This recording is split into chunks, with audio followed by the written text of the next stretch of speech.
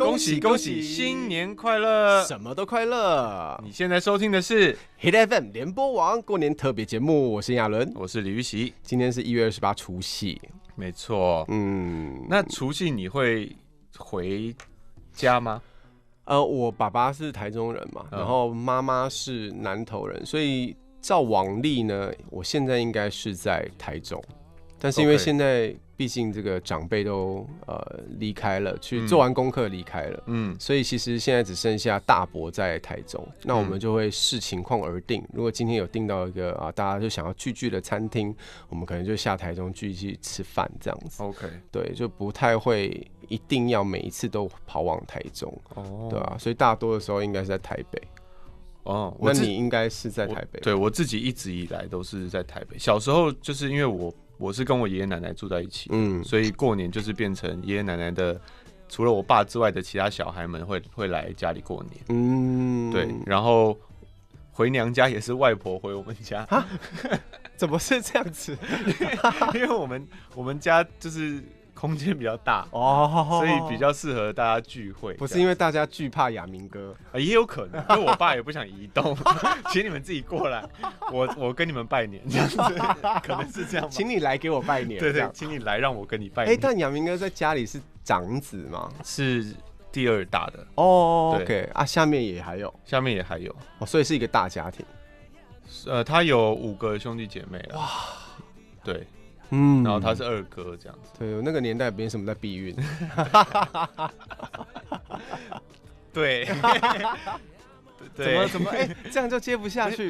对，不可能吧？就是大家过得比较快乐啦，大家过得比较自在一点，对，自在，没有这么太束缚。对，而且毕竟亚明哥那时候也算是叱咤风云的时代，也没有怕再养不起的。那他怎么只生我一个？对啊，为什么只生了你一个？其实是因为小时候我爸妈有很尊重我的意见，问我要不要弟弟妹妹。对，然后我说我不要，我只要哥哥姐姐这样，不想当一个负责任的哥哥。但你小时候好像很常，唯一一个的时候，他问他都会说他要哥哥姐姐。对，好像很容易这样想。可是长大之后，我其实蛮后悔的。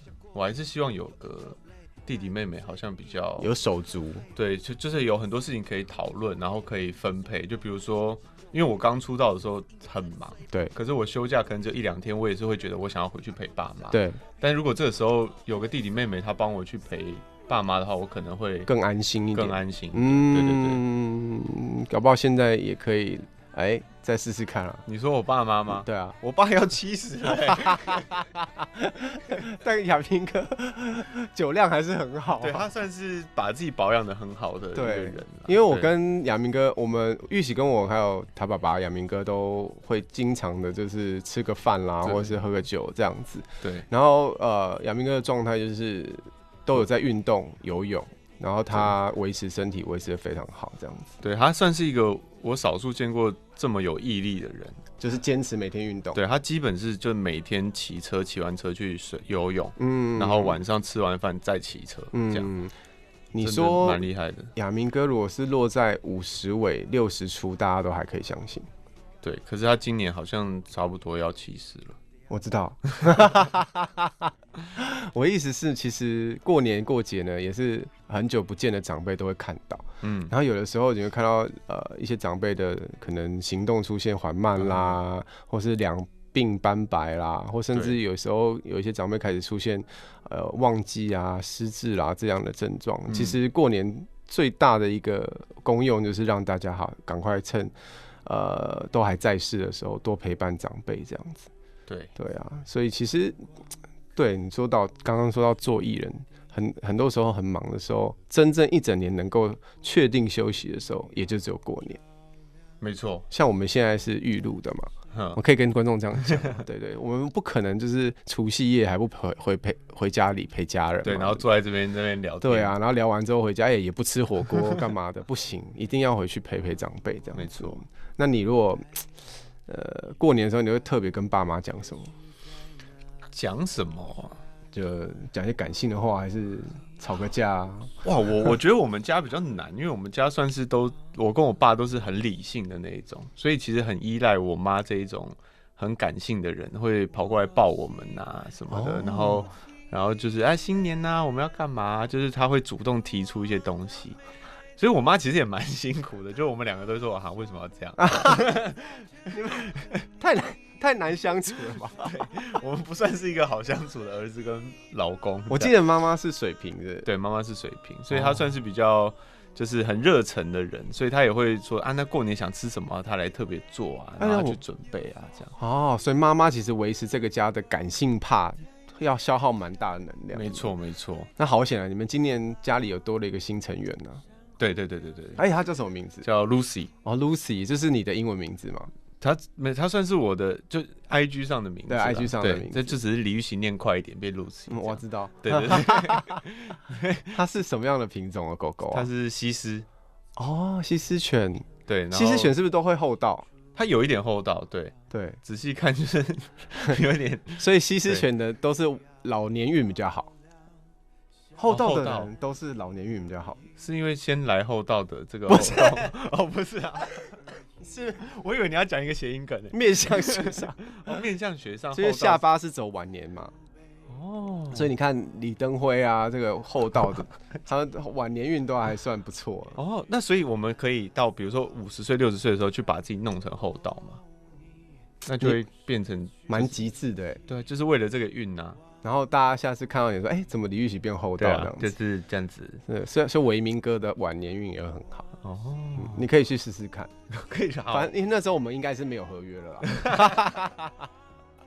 亲自体验，实际测试给大家。我不会阻碍艺人自己自由的发展，我很尊重他们的自由意志。好，那讲到除夕嘛，那我们想一下，我们去年其实有没有做一些什么特别的事情？我们好像有交换礼物是我们吗？你还是说我们两个吗？我就是各自做了什么事也可以啊。我自己我觉得印象很深刻的是，我们一起去了韩国，各自办了见面会，对，然后当了彼此的主持人。对，这个主持真的是蛮有趣的。我是超级紧张，可是你一直老神在在，因为我知道这是一个轻松，然后多跟粉丝互动的一个节目，对，因为我自己没有办过，然后又是到国外嘛，对，所以那个时候我觉得很恐怖，尤其是要帮你主持这件事，我也觉得很恐怖，不安的感觉很多。对，但是实际这样子过完之后，我觉得还蛮快乐的。其实我觉得有最大的收获是我透过这一次的活动，然后因为主持的过程有很多的游戏嘛，所以我因为这个活动而更了解你这个人，然后所以我会觉得其实你的出口真的是在写歌上面。对。然后你的这个创意是你可以，比如说像我们录音的当下有一盒这个过年的传统的食物，像什么花生米啊，然后软糖啊什么，你可能可以因为这一盆就写出一首歌。现在是出题目了，没有给你压力。对，这种东西就可以想到说，我就是1年才被你们注视一次啊。对，就是我是一个，你这个是 say 好的吗？没有，你讲了这个，我就突然想到，对，而且还有1年才会被打开一次。对，就是我1年才会被你们重视一次，然后平常我就是一个在角落的生物之类的。你赶快现在给我回去写歌，你给我滚，滚回去写歌。这很厉害哎，对不对？因为确实这些东西都是只有过年它才会出现的东西。对。他好像只有到过年才会被想起来，那哪一天我消失了，你还会不会记得我？对，想到我，还是只有那一天才会想到我？或者你只是换了一个新的我？对，没有我了，你就找一个替代品。对，他可能会轮替啊，所以要找新的。对，所以就是我去年有走了一个朝圣之路嘛，所以我也为了朝圣之路写了一首歌，这样子。你是被逼的吗？一半一半。我会讲这个是因为我们全公司他的经纪人加上我加上于晨，就一起说你赶快写。对，大家一直很希望我赶快写歌。确实啊，也很久没有回到就是有音乐作品跟大家见面这样。那也借着这一次节目，然后有一个本来就有想要写歌，只是本来想说慢慢酝酿这样子。那刚好节目也说需要一个片尾曲，我就赶快。很快，大概一个小时内就写完了。我是蛮认同慢慢酝酿跟找灵感，但是你的慢好像有点太慢。对，我觉得我有时候是需要适当的就是压力，对，把我往悬崖推的人。一定要这么极端吗？没错，就是要告诉我，就是你再不往前，我就要把你推下去了。你们遇过最久出一次唱片的创作歌手是谁？就是你会觉得他明明应该是要很快一直轮替的出的。哦，刚刚小姐姐说柯智堂5年才发一次，你可以不要这么久吗？好，我现在目前好像也2-3年了。对，你快要追上他了。通常这种整张专辑呢，大概制作期也要抓个半年左右。好，我会尽快的，所以大概差不多咯。好，我们期待一下咯。好，那我们听一下，就是我新写的这首歌，叫做《带我看见》。带我看见心里的荒芜，陪我静静的跳舞。你不用说话，不用回答，就能让我看到。恭喜恭喜，新年快乐！我们来挑战一下说蛇年的吉祥话好了，因为今年是蛇年，蛇年其实蛮难的。除了这种蛇年行大运啊，还有什么可以讲？蛇灿莲花嘛，哦，还有跟舌头有关的都可以讲的。祝大家都有舍我其谁的气势。哎呦，哇，对，喝什么酒都不会醉。哦，把那个蛇放在很里面，对，中间，好中间哦。什么的蛇，这个就也很好发挥啊。吃什么都不胖，好，做什么都顺利的这种，好像可以。投资什么都赚钱，那不可能。真的，大家投资，因为玉玺也有在研究一些投资的东西。对，我算蛮认真的哦，蛮认真。因为那天我的投资人跟他聊，因为我投资人是钻研期货这一块的，然后他说玉玺的基本常识都蛮正确的，只是有点太专注在同一个领域里面。对，目前是这样，想说一个一个学。对，然后接下来就会让他去多认识一些台湾其实蛮多厉害交易室的投资人这样子。对，谢谢亚伦哥，除了当我老板之外，还帮我牵了一些。对，就是副业上面的线这样子。没有，我要照顾到那个艺人的全方面，因为艺人真的不能太长久。然后有时候很多艺人就是忘记理财这一块的时候，一转头看，居然没有存到钱。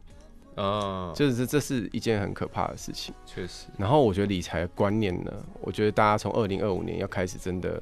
不管你前面有没有注视到，或是有关注到自己的财务状况，你要制定一个计划，然后开始知道自己的财务状况。有些那种家里过得太爽的，不要以为你就会永远很爽，你一定要去理财才会理你。没错，我们怎么变成一个理财节目？就是投资一定有风险的，但是就是你还是要去了解一下你，因为其实你钱摆在那边也是一个风险。因为呢，通膨就会把你的钱吃掉。没错，每一年就是大家要抓4%的通膨。对，其实不止2%哦。对，你光想想你平常买的保特瓶饮料这种东西，每年涨了多少钱？没错，然后知道，难怪大家都会一个便当涨5块就该叫，因为你们没有在理财。对，我蛮直接的啦，因为其实你看，你放一些银行的商品，很多大家都是在找那种5%、6%的，但是其实你不应该这样想，你要去把通膨先扣掉，每一年的涨幅啊，然后币值的增长啦，这些都是要考量进去的，然后也不能这一笔钱就守在那边不动。那放在银行不动的话，那这笔钱等于是没有了，就是在稀释啊，你的钱就在被稀释，一直变小当中，对，一直有个东西在把你的钱吃掉。我觉得趁过年的时候，大家好好整理自己的财务状况，因为你拿到红包钱嘛。对，你要想想你要怎么花了。对，